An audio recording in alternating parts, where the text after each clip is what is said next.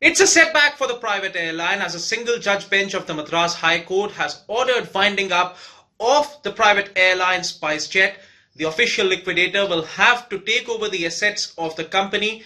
However, after a request was made by SpiceJet's counsel, the single judge bench allowed a stay on the operation of the order for 3 weeks, subject to payment of $5 million by the private airline. The airline is free to file an appeal before the division bench, and the order, which was passed on the 6th of December, will come into effect after 21 days.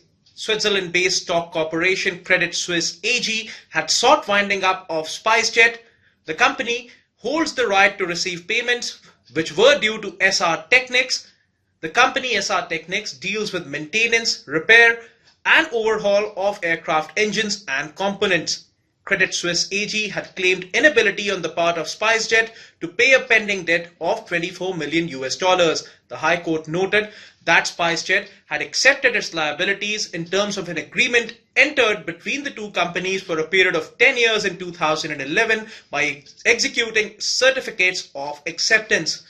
The petition had maintained that winding up order was automatic in view of presumption of inability to pay debts as per the Companies Act, and had claimed that winding up of the airline can be stopped only if the debtor is able to show that the debt is not enforceable. This contention was accepted by the High Court's single judge bench. The High Court also noted that SpiceJet knew it very well that SR Technics did not have DGCA's approval for aircraft maintenance in India, and despite this knowledge, the airline entered into business with this private company.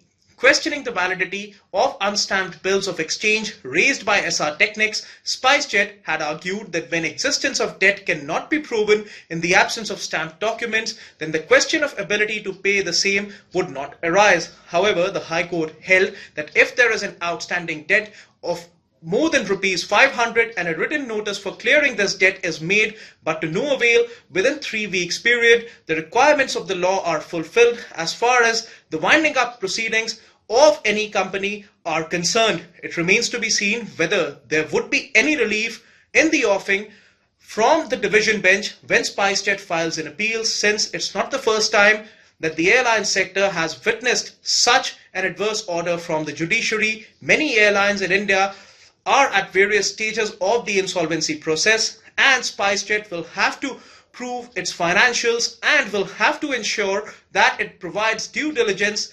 If at all, it has to gain some degree of relief as far as the liquidation order is concerned from the division bench of the High Court.